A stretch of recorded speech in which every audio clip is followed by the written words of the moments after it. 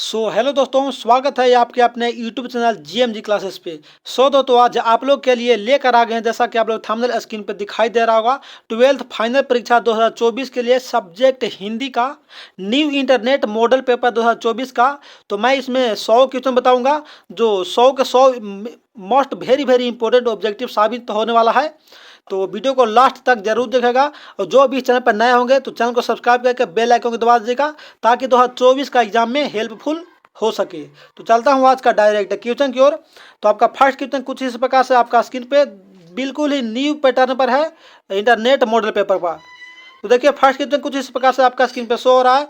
First question बोल रहा है कि तुमुल कोलाहल कला में शीर्षक कविता किस महाकाव्य का अंश है। कौन सा महाकाव्य का अंश है दोस्तों? तो एक का राइट आंसर होगा दोस्तों ऑप्शन सी अर्थात कमायनी का है। और कमायनी किनके द्वारा लिखा गया है? तो ये लिखा गया है जयशंकर। तो किसके द्वारा? तो जयशंकर प्रसाद जी के द्वारा लिखा गया। चलिए यहाँ लिख दीजिए, कमायनी किनके द्वारा लिखा गया है? तो जयशंकर प्रसाद जी के द्वारा लिखा गया। लेकिन हम लोग का वो नहीं पूछ रहा था, हम लोग को डायरेक्ट पूछ रहा था कि तुमुल कोलाहल कला में शीर्षक कविता किस महाकाव्य का अंश है। तो कमायनी का है। आगे चलते हैं दोस्तों सेकंड क्वेश्चन पे। सेकंड क्वेश्चन इस प्रकार से है कि वर्ग 9 तक की पढ़ाई के बाद शिक्षा अधूरी छोड़कर कौन कवित्री असहयोग आंदोलन में कूद पड़ी थी। तो बता दूं दोस्तों कि 2 का राइट आंसर हो गया ऑप्शन डी अर्थात जो सुभद्रा कुमारी चौहान थी, जो 9वीं तक पढ़ाई की थी, 9वीं के बाद अपना पढ़ाई छोड़ के बेचारी असहयोग आंदोलन में कूद पड़ी थी, मतलब राजनीतिक में कूद पड़ी थी। किसने? तो सुभद्रा कुमारी चौहान। बता दूंगी इनका मृत्यु कब वो कैसे हुआ था, तो कार दुर्घटना में। चलिए आगे देख लेंगे, वो वाला भी ऑब्जेक्टिव दिया हुआ होगा शायद, क्योंकि वो भी ऑब्जेक्टिव बहुत ही इंपॉर्टेंट है। आपका तीसरा क्वेश्चन इस प्रकार से है दोस्तों कि तेज तम अंश पर कान्ह जिमी कंस पर यौम मलेच्छ वंश पर शेर शिवराज है। यह पंक्ति किस शीर्षक कविता से लिया गया? मतलब ये क्या है? कविता का एक पंक्ति है, वही पूछ रहा कि जो पंक्ति लिया गया वो कौन सा कविता से लिया गया है। तो 3 का राइट आंसर होगा दोस्तों ऑप्शन ए अर्थात कवित से लिया गया, जिनका लेखक कौन है? तो भूषण जी हैं। आगे चलते हैं चौथा क्वेश्चन पे। चौथा क्वेश्चन बोल रहा दोस्तों कि भूषण ने किस रस को प्रमुखता दी है, मतलब सबसे प्रमुख कौन सा रस को भूषण ने माना है। तो 4 का राइट आंसर होगा दोस्तों ऑप्शन ए अर्थात हास्य रस को भूषण ने सबसे प्रमुखता दी है, मतलब इंपॉर्टेंट माना है हास्य रस को। आगे चलते हैं दोस्तों पांचवा क्वेश्चन पे। पांचवा बोल रहा है क्या कि गोस्वामी तुलसीदास हिंदी के कैसे कवि माने जाते हैं। तो कैसे कवि माने जाते हैं दोस्तों? तो जातीय महाकवि माने जाते हैं तुलसीदास। तो राइट आंसर हो गया दोस्तों ऑप्शन ए। बता दूं कि मेरा ये सेकंड चैनल है, मेरा फर्स्ट चैनल का नाम है गुरु मस्ती GNMT। आप लोग का लग रहा हो कि सर ये न्यू चैनल है तो क्या बताएंगे, तो वही से उसीलिए मैं सूचित कर रहा हूँ कि मेरा ये सेकंड चैनल है, तो इसको आप लोग फुल सपोर्ट करिए, लाइक सब्सक्राइब एंड शेयर करके। वो वाला फर्स्ट चैनल था जो कुछ टेक्निकल इशू के बाद से रिड्यूस कर दिया गया, कुछ दिन के बाद बैन कर दिया गया कुछ दिनों के लिए। तो इसको आप लोग फुल सपोर्ट करिए, लाइक सब्सक्राइब एंड शेयर करके। देखिए छठा क्वेश्चन बता रहा है, और इस पर बिल्कुल ही बताया जाएगा, मतलब कि पैसा कम माल ज़्यादा, मतलब कि टाइम कम और क्वेश्चन ज़्यादा बताया जाएगा। जाकर वीडियो के लाइव सेशन में या वीडियो सेशन में जाकर देख लीजिएगा कोई भी वीडियो को। छठा क्वेश्चन बोल रहा है कि माँ का उच्चारण स्थान क्या होता है। तो 6 का राइट आंसर होगा दोस्तों ऑप्शन बी अर्थात ओष्ठ हो जाएगा। मतलब ओष्ठ क्या है?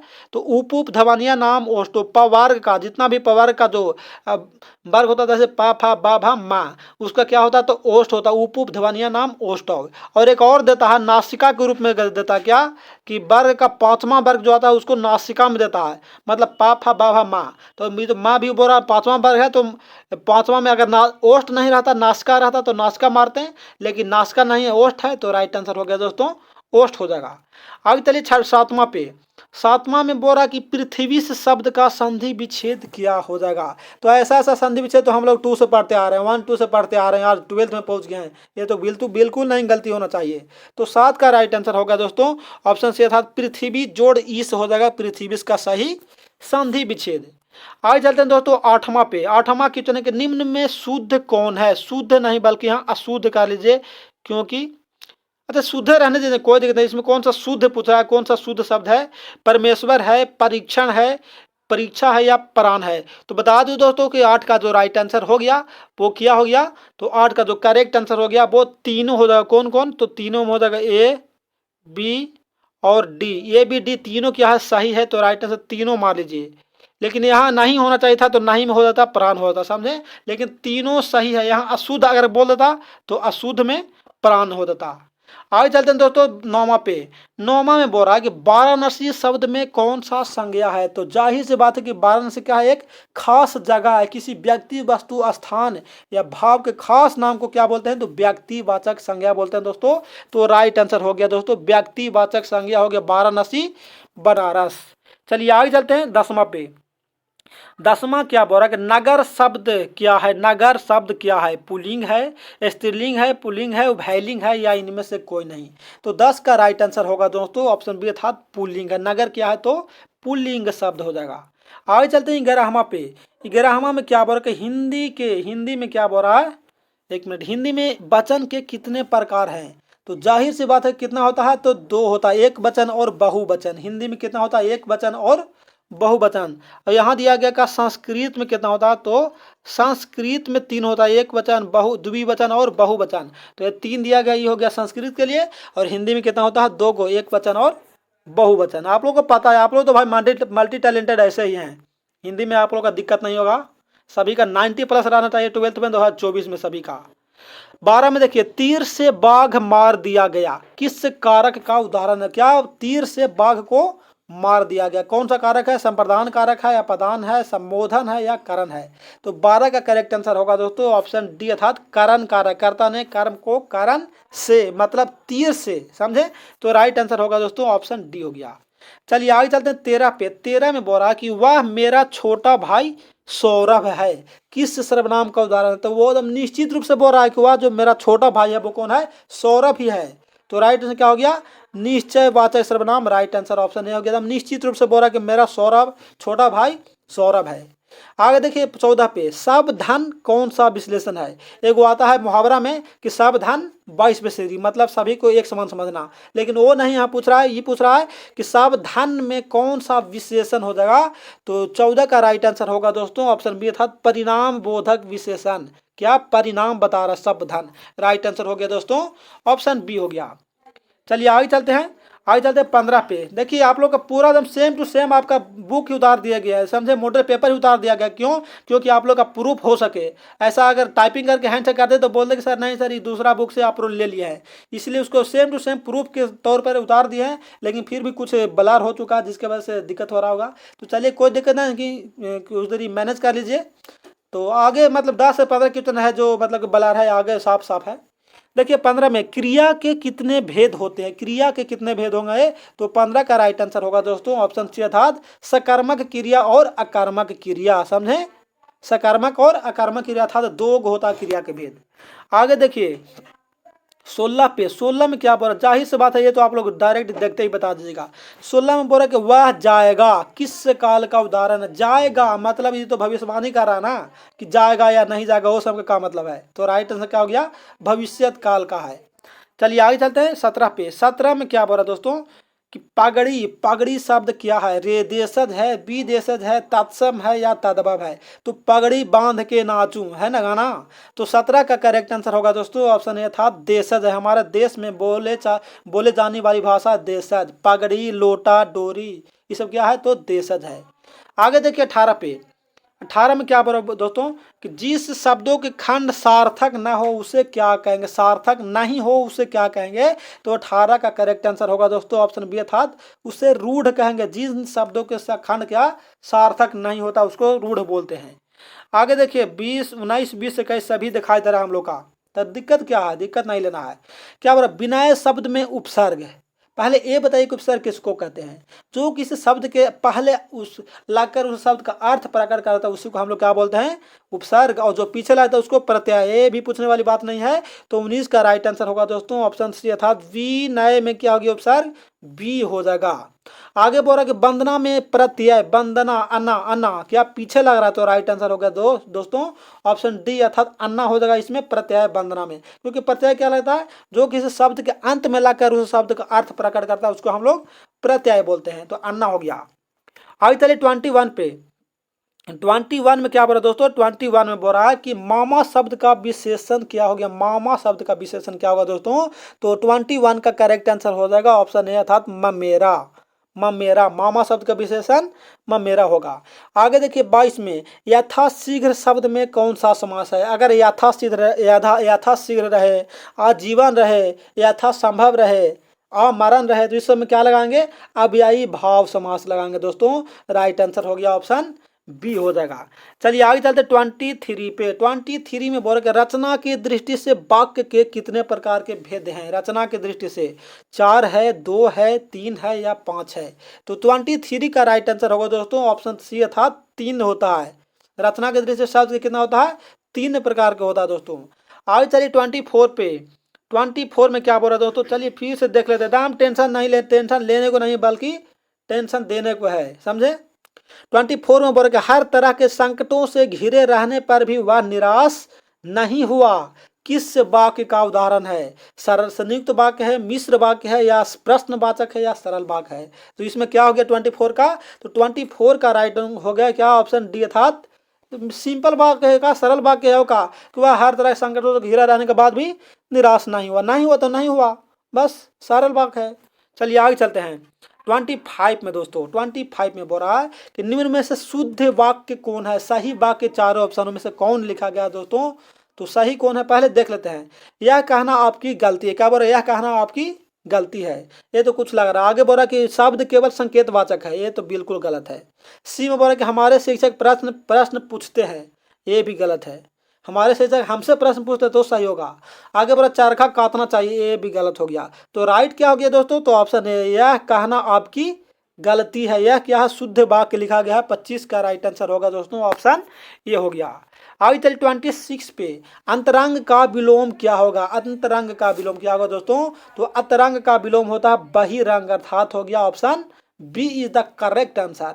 आगे चलिए 27 पे दोस्तों। 27 में वो क्या बोल रहा है कि जिसकी समान द्वितीय नहीं है के लिए एक शब्द में क्या कहेंगे? जिसका समान कोई द्वितीय नहीं है तो राइट में क्या हो गया? ऑप्शन सी अर्थात अद्वितीय। उसका समान कोई द्वितीय मतलब दूसरा उसका समान नहीं है तो अद्वितीय हो गया दोस्तों ऑप्शन सी। आगे चलते 28 पे। अंगारों पर लौटना मुहावरे का अर्थ क्या है? हम लोग तो बहुत बचपन से जा रहे हैं। आंख मारना मतलब इशारा करना, कान काटना मतलब क्या हो गया? इज्जत जाना। तो वही पूछ रहा क्या अंगारों पर लौटना मुहावरे का अर्थ क्या होता है दोस्तों? चल थोड़ा सा छोटा कहते हैं। अंगारों पर लौटना का राइट आंसर होता है दोस्तों ईर्ष्या से व्याकुल होना, मतलब जलन। क्या? जलन, समझे? ईर्ष्या से व्याकुल होना। आगे चलते हैं। ईर्ष्या द्वेष न समझते हैं। आगे चलते 29 पे। अश्व का पर्यायवाची। अश्व मतलब होता है क्या दोस्तों? तो अश्व मतलब होता है घोड़ा। ये भी पूछने वाली बात नहीं है। तो घोड़ा का पर्यायवाची क्या हो गया? तो तुरंग, तुरंगबाजी। तुरंग दिया गया है तो राइट आंसर होगा दोस्तों ऑप्शन ये हो जाएगा। चलिए आगे चलते 30 पे। 30 में क्या दिया गया दोस्तों? 30 में बोल रहा है कि उसने उस पुस्तकालय को खरीदा जो उसके मित्र का था। जो उसके मित्र का था, इसमें क्या गया? मिला दिया गया है। तो क्या हो गया 30 का राइट आंसर दोस्तों? ऑप्शन बी हो गया, अर्थात मिश्र वाक्य हो जाएगा। क्या? मिश्र वाक्य हो गया। मिला हुआ क्या है? पहले तो यह हो गया कि उसने उस पुस्तकालय को खरीदा, ठीक है, खरीद लिया तो खरीद लिया। लेकिन जो उसके मित्र का था, तो इसमें मिल गया ना दोस्तों, मित्र भी मिल गया और वो भी मिल गया, इसलिए मिश्र वाक्य हो गया दोस्तों। राइट आंसर ऑप्शन बी हो गया। चलिए आगे चलते, कोई भी दिक्कत नहीं होगा आप लोग का, बल्कि प्रतिदिन क्लास आप लोग देखते रहिए, समझे? और कोई भी दिक्कत होगा, कोई भी प्रॉब्लम होगा तो डायरेक्ट टेलीग्राम पर जाकर मैसेज कर देंगे। टेलीग्राम गुरु मस्ती GNMT चैनल के नाम से बना हुआ है। चलिए आगे चलते हैं और थोड़ा सा बड़ा करते हैं। आगे बोल रहा क्या? 31 पे। 31 में बोल रहा दोस्तों कि अधिनायक शीर्षक कविता किस कविता संग्रह से लिया गया है? अधिनायक शीर्षक कविता कौन सा कविता संग्रह से लिया गया है दोस्तों? तो राइट आंसर क्या हो गया? तो 31 का राइट आंसर होगा दोस्तों ऑप्शन डी, अर्थात आत्महत्या के विरोध। किसका लिया गया? तो आत्महत्या के विरोध से लिया गया है। राइट आंसर होगा दोस्तों ऑप्शन डी हो जाएगा।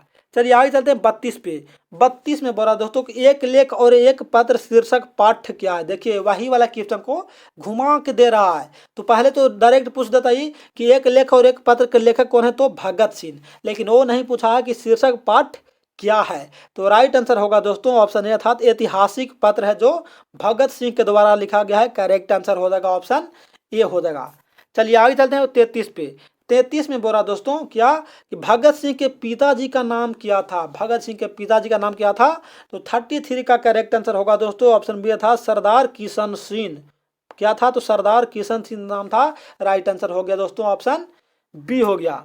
चलिए आगे चलते हैं 34 पे था 34 पे ओ सदा नीरा शीर्षक पाठ के अनुसार सन 1962 की बाढ़ का दृश्य जिन्होंने देखा है उन्हें रामचरितमानस में किसके क्रोध रूपी नदी की बाढ़ याद आई है। तो करेक्ट आंसर होगा दोस्तों ऑप्शन सी अर्थात के काई के। किनका याद आया है तो के काई का आया है। करेक्ट आंसर हो गया दोस्तों ऑप्शन सी हो गया। आगे चलते हैं 35 पे। 35 में क्या बोल रहा है कि ओ सदा नीरा पाठ के अनुसार गांधी जी ने आश्रम विद्यालय कहाँ स्थापित किया था। आश्रम विद्यालय को स्थापित किए थे गांधी जी ने, वो कहाँ में किए थे ये तो हमें पता है कहाँ में किए थे। तो पहला तो पता हम लोग को कि बिहार में किए थे, लेकिन बिहार में कहाँ में किए थे दोस्तों।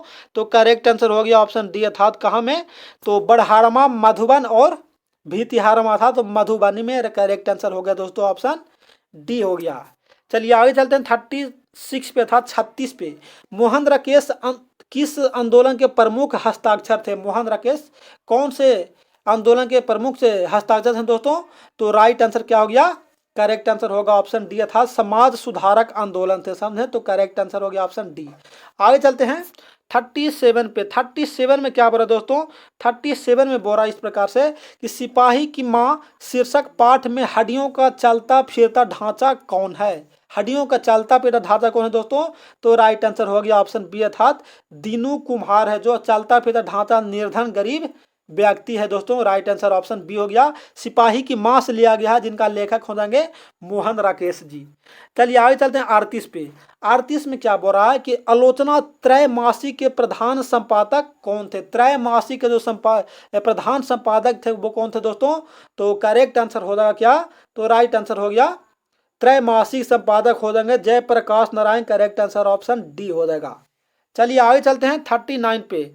39 पे इस प्रकार से बोला दोस्तों कि प्रगीत और समाज शीर्षक पाठ के अनुसार आचार्य रामचंद्र शुक्ल के काव्य सिद्धांत के आदर्श क्या थे। 39 का आप लोग बताएंगे दोस्तों।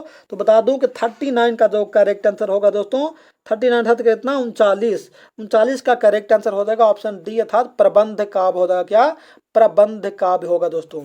चलिए आगे चलते हैं 40 पे। 40 में क्या बोल रहा है कि जूठन शीर्षक आत्मकथा में स्कूल के हेड मास्टर जी का नाम क्या था। हेड मास्टर का नाम क्या था दोस्तों। तो बहुत ही घटिया टीचर था वो, उसका क्या नाम था तो कालीराम नाम था। राइट आंसर हो गया क्या ऑप्शन है अर्थात कल्लीराम या कालीराम बोला जाता है। आगे चलते हैं 41 पे। 41 में बोल रहा है कि सौभाग्य शब्द का विलोम क्या है। मतलब सौभाग्य शब्द का क्या उल्टा क्या होगा दोस्तों। तो सौभाग्य का होगा दुर्भाग्य अर्थात कहाँ दिया गया है ऑप्शन बी में दिया गया है दुर्भाग्य होगा उसका विलोम हो जाएगा। आगे चलते हैं 42 पे। पत्नी शब्द का पर्यायवाची मतलब क्या अन्य नाम या अन्य नाम से जो पहचाना जाए या पुकारा जाए। तो राइट आंसर क्या हो गया ऑप्शन सी अर्थात अर्धांगिनी। पत्नी का पर्यायवाची क्या हो गया तो अर्धांगिनी। करेक्ट आंसर ऑप्शन सी हो गया। आगे चलते हैं 43 में दोस्तों। 43 पे क्या बोल रहा है देखिए कि हमारे जवानों को देखकर दुश्मन भाग गए। क्या हमारे जवानों को देखकर दुश्मन भाग गए। इनमें से कौन सा वाक्य होगा दोस्तों। तो जाहिर से बात है कि सिंपल वाक्य हो जाएगा सरल वाक्य हो जाएगा। जवानों को देखकर भाग गए तो भाग गए समझे तो सरल वाक्य हो जाएगा दोस्तों। आगे चलते हैं 44 पे। 44 में क्या बोला थोड़ा सा बड़ा कहते हैं। 44 में बोल रहा क्या कि कहा जा सकता है में कौन सा पदबंध होगा। कहा जा सकता है तो क्या हो गया राइट आंसर ऑप्शन डी अर्थात क्रिया विशेष मतलब कहना। क्या बोल रहा है कहा जा सकता है मतलब क्या कहना हंसना दौड़ना फिरना सब क्या होता है तो भार अर्थात क्रिया के अंतर्गत आता है। तो राइट आंसर होगा दोस्तों ऑप्शन डी अर्थात क्रिया पदबंध। आगे चलते 45 में। चतुर्भुज में कौन सा समास होगा जिसमें संख्या का बोध होगा उसको क्या बोलते हैं दोस्तों तो द्विगु समास। राइट आंसर होगा दोस्तों ऑप्शन ए हो जाएगा। आगे चलते हैं 46 पे। 46 में बोल रहा कि विकास शब्द का विशेषण क्या हो गया। विकास का विशेषण क्या हो गया दोस्तों 46 का करेक्ट आंसर क्या होगा तो ऑप्शन बी हो गया विकसित। विकास का विशेषण क्या हो गया तो विकसित। राइट आंसर होगा ऑप्शन बी हो जाएगा।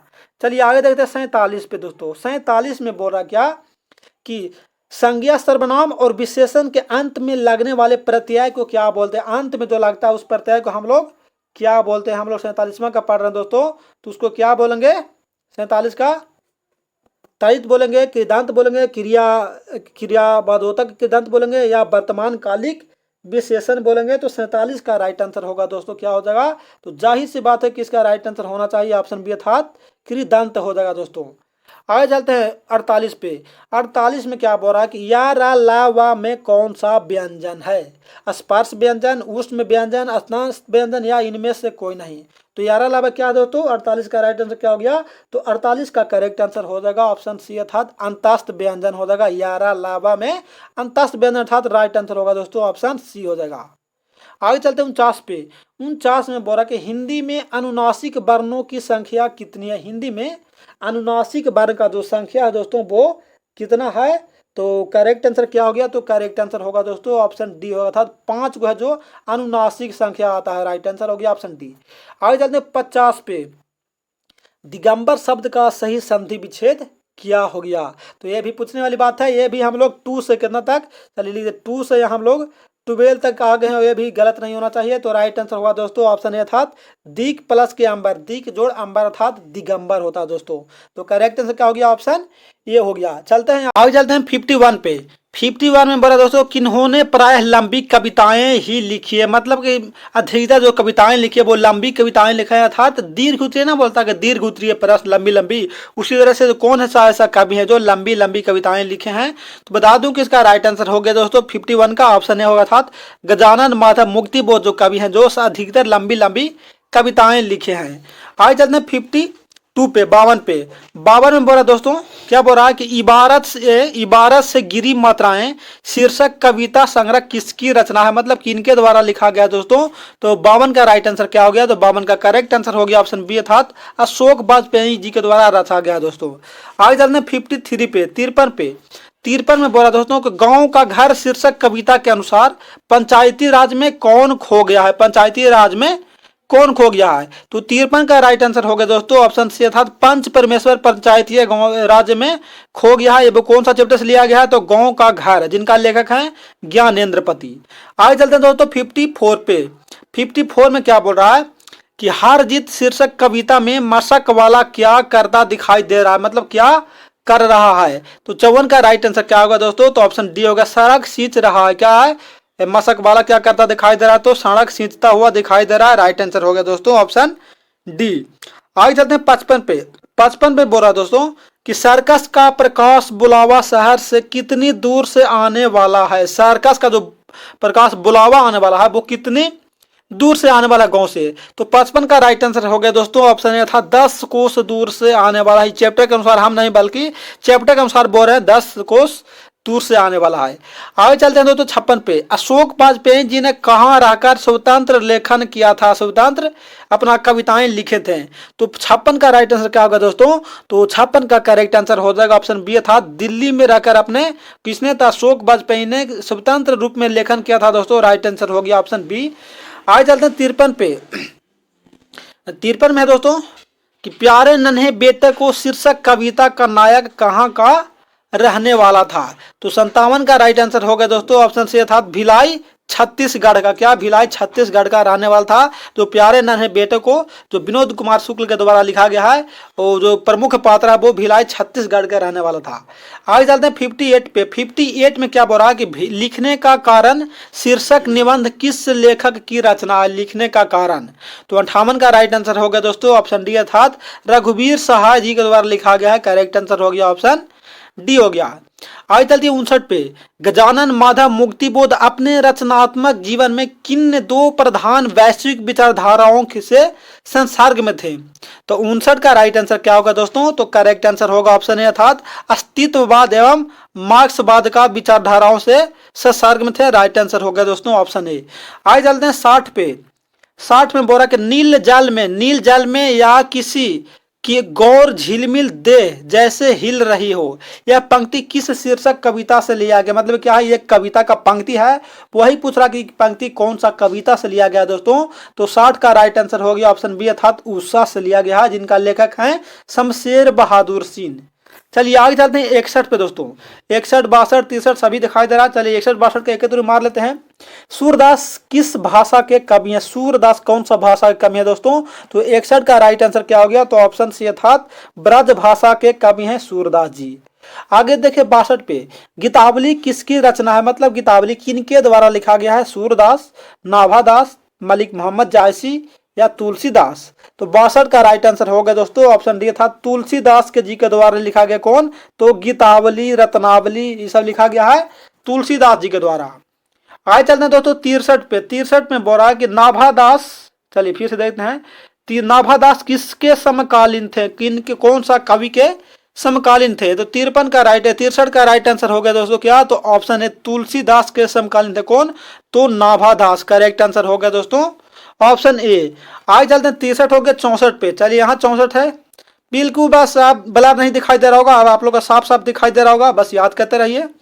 64 पे देखिए क्या बोल रहा है कि हार जीत शीर्षक कविता किस कहानी, किस प्रकार की रचना है? गद्य कविता है, हर्ष गीत है, या शोक गीत है, या पद्य गीत है? तो 64 का राइट आंसर हो गया दोस्तों ऑप्शन ए था गद्य कविता। कौन? हार जीत। कौन सा कविता है? तो गद्य कविता है। आगे देखिए 65 पे, मीरा ने अपना प्रियतम किसे माना है? मतलब मीरा ने अपना जो इंपोर्टेंट माना है वो किनको माना है? तो 65 का राइट आंसर हो गया दोस्तों ऑप्शन बी था कृष्ण को। क्या? राधे राधे, मतलब कृष्ण को अपना प्रियतम माना किसने? तो मीरा ने। आगे चलते हैं दोस्तों 66 पे। 66 में क्या बोल रहा है कि शिवा बावनी के कितने मुक्तों में छत्रपति शिवाजी की वीरता का बखान किया गया है? तो 66 का राइट आंसर हो गया दोस्तों ऑप्शन सी था कितना? तो 52 सप्तक में कितने 52 मुक्तकों में छत्रपति शिवाजी की वीरता का बयान किया गया है। राइट आंसर हो गया दोस्तों ऑप्शन सी हो जाएगा। आगे चलते हैं 67 पे। 67 झरना शीर्षक काव्य संकलन किस कवि की रचना? झरना मतलब किनके द्वारा लिखा गया है? तो 67 का करेक्ट आंसर हो गया दोस्तों ऑप्शन डी अर्थात जयशंकर प्रसाद जी के द्वारा लिखा गया है। करेक्ट आंसर हो गया ऑप्शन डी। आगे चलिए 68 पे। सुभद्रा कुमारी चौहान का निधन कैसे हुआ था? ये तो आप लोग को पता है कैसे हुआ था दोस्तों। तो बेचारी को अपना जान त्यागना पड़ा था, किसके कारण? तो कार दुर्घटना में सुभद्रा कुमारी चौहान को मृत्यु हो गया था। राइट आंसर हो गया दोस्तों ऑप्शन ए। आगे चलते हैं 69 पे। शमशेर बहादुर सिंह ने सोवियत रूस की यात्रा कब किया था? मतलब सोवियत रूस में कब गए थे? तो 69 का करेक्ट आंसर हो गया दोस्तों ऑप्शन बी था 1978 ईस्वी में शमशेर बहादुर सिंह ने सोवियत रूस का यात्रा किया था। आगे चलते हैं दोस्तों 70 अर्थात 70 में क्या बोल रहा दोस्तों? 70 में बोल रहा कि नील नदी अमेजन मिसौरी में वेदना से गाती हुई बहती बहाती हुई जिंदगी की एक धारा, यह पंक्ति किस शीर्षक कविता से लिया गया? मतलब एक कविता है, अब वही कविता से लिया गया, वही हम लोग का पूछ रहा है कि कौन सा कविता से ये लिया गया? हाजी से लिया गया है, जगाओं का घर से लिया गया है, या जन जन का चेहरा एक से लिया गया है, या उत्साह से लिया गया है? तो 70 का करेक्ट आंसर हो गया दोस्तों ऑप्शन सी था जन जन का चेहरा एक, गजानन माधव मुक्ति बोध जी के द्वारा लिखा गया है। करेक्ट आंसर होगा दोस्तों ऑप्शन सी। चलिए आगे चलते हैं 71 पे। निम्न में से शुद्ध कौन है? शुद्ध शब्द कौन है? तो शुद्ध शब्द कौन है 71 में? राइट आंसर होगा क्या? तो ऑप्शन बी तत्व हो जाएगा। जो शुद्ध शब्द लिखा गया तत्व दोस्तों। आगे चलते हैं 72 अर्थात 72 बस धीरे धीरे कदम से हम लोग को आगे बढ़ता हुआ चलना है, क्योंकि तलब लग चुकी है मंजिल की, तो खुद का आग में झोंक देंगे। और ठोकरे का आता है मारा जाएगा, पर हौसले का आता है देख लेंगे। तो चलिए हम लोग भी देख लेते हैं क्या होता है 12th का एग्जाम में, क्योंकि हम लोग का जिस तरह से तैयारी है, जिस तरह से तैयारी चल रहा है उस तरह से तो बेहतर होना चाहिए। देखिए 72 में जिस संज्ञा से नाप तौल वाली वस्तु का बोध है उसको क्या कहेंगे? नाप तौल वाली वस्तु का। तो 72 का करेक्ट आंसर होगा दोस्तों ऑप्शन सी था द्रव्य भाषा। जिससे मापा या तौला जाता है उसको द्रव्य भाषा कहते हैं। तो करेक्ट आंसर ऑप्शन सी हो गया। चलिए आगे चलते हैं 73 पे। शिक्षा शब्द क्या है? शिक्षा पुल्लिंग है, उभयलिंग है, स्त्रीलिंग है, या इनमें से कोई नहीं? तो 73 का राइट आंसर होगा दोस्तों ऑप्शन सी था स्त्रीलिंग है। शिक्षा स्त्रीलिंग है, समझे? मतलब शिक्षा उस शेरनी का दूध है जिसने पिया है, उसने वो दहाड़ा है। अगर आप लोग का भी दहाड़ मारना है मतलब कि शेर की तरह, तो शिक्षा को ग्रहण करो, कहीं से भी है शिक्षा ग्रहण करो। आगे देखिए 53 में 74 में दोस्तों भिक्षा शब्द क्या है? शिक्षा तो क्या है? स्त्रीलिंग है। भिक्षा क्या है? तो 74 का करेक्ट आंसर हो गया ऑप्शन ए था तत्सम। है यहाँ स्त्रीलिंग पुल्लिंग नहीं बल्कि तत्सम तद्भव देश विदेश से पूछ रहा था दोस्तों, तो तत्सम हो गया भिक्षा शब्द। चलिए आगे चलते हैं 75 पे। पाठक शब्द का स्त्रीलिंग रूप क्या है? पाठक का। तो 75 का करेक्ट आंसर होगा दोस्तों ऑप्शन बी था पाठिका। पाठक का स्त्रीलिंग क्या होगा? तो पाठिका हो जाएगा। आगे देखिए 76 पे। कक्षा शब्द क्या है? कक्षा, ओ कक्षा नहीं, बनियान कक्षा नहीं, बल्कि यहाँ वर्गपुत्र क्लास। तो 76 का राइट आंसर होगा दोस्तों ऑप्शन ए अर्थात स्त्रीलिंग। ना बोला कक्षा चल रही है, क्लास क्लास चल रही है, क्लास हो रही है, तो राइट आंसर क्या हो गया ऑप्शन ए अर्थात स्त्रीलिंग है। आज चलते 77 पे। बिल्ली छत से कूद पड़ी, किस कारक का उदाहरण है? छत से कूद पड़ी ना, तो 77 का क्या हो गया ऑप्शन सी अपदान से जहां जुदाई है। मतलब छत से कूद पड़ी तो छत से तो क्या हो गया जुदा हो गया, छत से विदाई हो गया, इसलिए राइट आंसर हो गया दोस्तों ऑप्शन सी था अपदान से जहां जुदाई हो। आज चलिए 78 में। देश विदेश शब्द में कौन सा समास है? देश विदेश, तो 78 का क्या है दोस्तों? तो द्वंद्व समास होगा, द्वंद्व समास। देश और विदेश इसमें हाइफन लगा गया, संयोजक चिन्ह दिया गया है, तो राइट आंसर होगा दोस्तों ऑप्शन डी हो जाएगा। आज चलिए 79 80। 79 में बोले कि कोसों दूर भागना मुहावरे का क्या अर्थ है? कोसों दूर भागना मुहावरे का अर्थ क्या है? तो 79 का राइट आंसर होगा दोस्तों ऑप्शन ए अर्थात बहुत अलग रहना। क्या? बहुत अलग रहना। आगे देखिए 80 पे। जो स्त्री अभिनय करे के लिए एक शब्द क्या बोलेंगे आप? मतलब अनेक शब्दों के बदले एक शब्द पूछ रहा है, तो 80 का राइट आंसर क्या हो गया कि जो स्त्री अभिनय करे उसको क्या बोलते हैं? अभिनेत्री बोलते हैं दोस्तों। राइट आंसर हो गया ऑप्शन ए अर्थात अभिनेत्री। चलिए आगे चलते हैं। 80 हो गए 81 पे। 81 कुछ यहाँ से चालू है, नहीं बोले कि आप लोग एकदम डायरेक्ट उतार दें ताकि आप लोग का प्रूफ हो सके हाँ न्यू मॉडल पेपर है। अगर ऐसे हैंड से टाइपिंग करें तो बोल दे कि सर नहीं सर इन्होंने से टाइपिंग कर लिए हैं और मूर्ख बना रहा है, लेकिन मूर्ख नहीं बल्कि न्यू है, और फिर भी इसमें भी थोड़ा सा त्रुटि हो गया कि सही से नहीं आया है, ब्लर हो गया, समझे? तो चलिए आप लोग मतलब कि इसको किस तरह से मैनेज करिए। 81 में देखिए जख्म पर धूल शीर्षक कविता किसकी रचना है? जख्म पर धूल किनके द्वारा लिखा गया है? तो 81 का राइट आंसर हो गया दोस्तों ऑप्शन बी अर्थात मलयज जी के द्वारा लिखा गया। किनके द्वारा? मलयज जी के द्वारा। आगे देखिए 82 में। तिरिच शीर्षक पाठ में लेखक के पिताजी कितने साल के थे? कितने साल के? तिरिच ये क्या लिखा गया है? यहाँ लिखा गया 55। चलिए लीजिए यहाँ लिखा गया है 55 साल के। तो बता दो दोस्तों कि 82 का राइट आंसर हो गया ऑप्शन सी था 55 साल, यहाँ लिखा गया 55 साल के हैं। चलिए आगे चलते हैं 83 पे। CW लीड वेटर किन में विश्व शिक्षक का रूप देखते थे? किनको में विश्व शिक्षक का रूप देते थे? भगत सिंह में, जयप्रकाश नारायण में, उदय प्रकाश में, या जय कृष्ण मूर्ति में? तो 83 का राइट आंसर होगा दोस्तों ऑप्शन डी था जय कृष्ण मूर्ति में। किसने? तो CW लीड वेटर ने विश्व शिक्षक का रूप देते थे। राइट आंसर होगा दोस्तों ऑप्शन डी हो जाएगा। आगे चलिए 84 पे। शिक्षा शीर्षक पाठ के अनुसार सत्य की खोज तभी संभव है जब। सत्य की खोज कब संभव है? जब उसका में क्या होगा? तो 84 का राइट आंसर होगा दोस्तों ऑप्शन है जब उसका में क्या स्वतंत्रता हो। शिक्षा शीर्षक पाठ के अनुसार सत्य की खोज तभी संभव होगा जब उसमें स्वतंत्रता हो। खोजने का क्या? स्वतंत्रता हो। आगे देखिए 85 पे। 1890 से 1870 से 1890 के बीच गाय डी मोपासा की कहानी की कितने पुस्तकें प्रकाशित हुआ? किनका? तो गाय डी मोपासा का। तो 85 का राइट आंसर हो गया दोस्तों ऑप्शन बी था 300 पुस्तकें। कितना? 300 पुस्तकें प्रकाशित हो चुका था 1870 से 90 अर्थात 20 साल में 300 पुस्तकें। बाप रे बाप। आइए चलिए 86 पे। क्लर्क की मौत शीर्षक पाठ में जनरल अंतिम प्रार्थी से बात करके कहां जाने के लिए मुड़ा था? तो 86 का राइट आंसर होगा दोस्तों ऑप्शन सी अर्थात किसी निजी कमरे की ओर। क्या? निजी कमरे की ओर जाने के लिए मुड़ा था। किसने? तो जनरल ने डायर या जनरल ने। आगे चलिए 87 पे। 87 में बोला दोस्तों तो पेशगी शीर्षक पाठ के लेखक कौन है? तो जाहिर सी बात है कि आप लोग को पता है कि 87 का राइट आंसर क्या होने वाला है। तो चलिए ये आप लोग का HW के लिए छोड़ दिए। क्या? HW के लिए आप लोग के लिए छोड़ दिया। आप लोग कमेंट में बताइएगा इसको कि पेशगी 87 का क्या होगा, पेशगी का लेखक कौन होंगे। आगे चलिए 88 में। 20वीं सदी में प्रगीतात्मकता का दूसरा उन्मेष कैसे हुआ है? उन्मेष कैसे हुआ है? तो 88 का राइट आंसर होगा दोस्तों ऑप्शन बी था रोमांटिक उत्थान के साथ। क्या? रोमांटिक उत्थान के साथ 20वीं सदी में प्रगीतात्मकता का दूसरा उन्मेष हुआ है दोस्तों। आगे चलिए 89 पे। 89 नंबर को ओम प्रकाश वाल्मीकि को डॉक्टर अंबेडकर राष्ट्रीय पुरस्कार कब प्राप्त हुआ था? मतलब ओम प्रकाश वाल्मीकि को डॉक्टर भीमराव अंबेडकर राष्ट्रीय पुरस्कार से पुरस्कृत किया गया था। वो कब किया गया था दोस्तों? तो 89 का राइट आंसर हो गया दोस्तों ऑप्शन सी अर्थात 1993 ईस्वी में। कब? 1993 में। चलिए आगे चलते 90 पे। नाटक के क्षेत्र में जयशंकर प्रसाद के बाद की सबसे बड़ी प्रतिभा कौन माने जाता? सबसे बड़ी प्रतिभा कौन माने जाते हैं? तो 90 का राइट आंसर होगा दोस्तों ऑप्शन डी अर्थात मोहन राकेश माने जाते हैं। करेक्ट आंसर होगा ऑप्शन डी। आगे चलिए 91 पे, चंद्रधर शर्मा गुलेरी किसके अभिभावक बनकर मेयो कॉलेज अजमेर में आए थे? क्या मेयो कॉलेज अजमेर में आए थे? तो 91 का राइट आंसर होगा दोस्तों ऑप्शन सी अर्थात कि खेतड़ी के नवालिक राजा सिंह के, किसका? खेतड़ी के नवालिक राजा सिंह के क्या बन के आए थे? तो अभिभावक बनकर आए थे।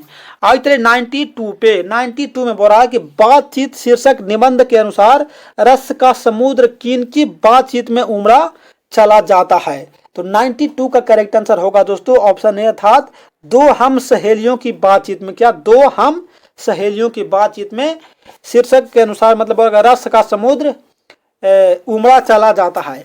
आगे देखिए 93 पे, 93 में बोला दोस्तों कि उसने कहा था शीर्षक कहानी में यह किसने कहा है कि उद्यमी उठ सिगड़ी में कोले डाल? उद्यमी उठ सिंगड़ी में कोले डाल किसने कहा था? मतलब बजीरा सिंह ने, सूबेदारनी ने कहा था, या सूबेदार हजारा सिंह ने कहा था, या बोधा सिंह ने? तो 93 का करेक्ट आंसर क्या होगा दोस्तों? पता है आप लोग का? तो ऑप्शन बी होगा, सूबेदार हजारा सिंह ने कहा था। Correct answer option B. आगे देखिए 94, जयप्रकाश नारायण मार्क्सवादी कब बने थे? जयप्रकाश नारायण जिन्होंने क्या लिखा है? संपूर्ण क्रांति लिखे हैं, वो मार्क्सवादी कब बने थे दोस्तों? तो 94 का करेक्ट आंसर क्या हो गया? तो 94 का करेक्ट आंसर होगा दोस्तों ऑप्शन सी था 1924 ईस्वी में। कब? 1924 ईस्वी में। आगे देखिए 95 पे, यहां से 95 पे, 95 बोल रहा है कि जयप्रकाश नारायण का पुकारू नाम क्या था? मतलब उप नाम क्या था? तो 95 का राइट आंसर हो गया ऑप्शन डी था बाउल। मतलब नहीं बोलते बचपन में जो नटा उसको क्या बोलते? बाउला। तो उसी को मतलब जयप्रकाश नारायण का जो पुकारू नाम था वो बाउल था। आगे चले 96 पे, 96 पे, हम लोग 100 में पहुंचने वाले हैं बस कुछ ही क्षणों में। अर्धनारीश्वर शीर्षक पाठ्य हिंदी साहित्य की कौन सी विद्या है? रेखा चित्र है, निबंध है, जीवनी है, या आत्मकथा है? तो 96 का करेक्ट आंसर होगा दोस्तों ऑप्शन बी अर्थात क्या है? तो निबंध है। आगे देखिए 97 बचपन में खेलने के लिए सच्चिदानंद हीरानंद वात्स्यायन अज्ञे ने कौन सा नाटक लिखा था? देखिए बचपन में भी हम लोग तो बचपन में खेलने में मगन रहते हैं भाई, उससे कोई मतलब नहीं है, लेकिन सच्चिदानंद हीरानंद वात्स्यायन जी ने क्या बचपन में खेलने के दौरान एक नाटक लिखा था जो बहुत ही चर्चित हुआ था। तो 97 का राइट आंसर होगा दोस्तों ऑप्शन सी था इंद्र सभा लिखा था। क्या? इंद्र सभा लिखा था। आगे चलिए 98 पे, रोज शीर्षक कहानी में मालती मिट्टी का बर्तन गर्म पानी से क्यों धो रही थी? तो 98 का राइट आंसर होगा दोस्तों ऑप्शन डी था दही जमाने के लिए। क्या? कॉर्ड, दही जमाने के लिए। आज चलिए 99 भगत सिंह का जन्म कब हुआ था? भगत सिंह, समझे? तो 99 का राइट आंसर होगा दोस्तों क्या ऑप्शन ए था 28 सितंबर 1907 ईस्वी को भगत सिंह का जन्म हुआ था। करेक्ट आंसर ऑप्शन ए हो गया। आगे चलिए 100 पे, और अंत भला तो सब भला, समझे? 100 बोलो प्रेम के पीर कवि कौन है? तो प्रेम अंतिम आ गया, तो प्रेम से बोलिए हर हरा महादेव। तो वही बोल रहा कि प्रेम की पीर कवि कौन है दोस्तों? तो 100 का राइट आंसर होगा ऑप्शन डी अर्थात जायसी, मलिक मोहम्मद जायसी जी को प्रेम के पीर कवि कहा जाता है, समझे? प्रेम के पीर कवि, वही प्रेम से बोलो हर हर महादेव। चलिए अब लास्ट हो गया, मात्र बताए थे थंबनेल में शुरू में बताए थे कि लास्ट मात्र 100 क्वेश्चन ये है। तो आप लोग बताएंगे कि आप लोग का कैसा लगा, कमेंट के माध्यम से आप लोग बताइएगा कि कैसा लगा या कैसा आप लोग का और आगे चाहिए। बाकी थैंक्स फॉर वाचिंग, सपोर्ट के लिए लाइक सब्सक्राइब एंड शेयर करना नहीं भूलेगा। मैं हूं आपका दोस्त, आपका प्यारा सा साथी बाई एसटीएन सर। तो चलिए फिर मिलते हैं अगले क्लास के सेट में, तब तक के लिए जय हिंद जय भारत।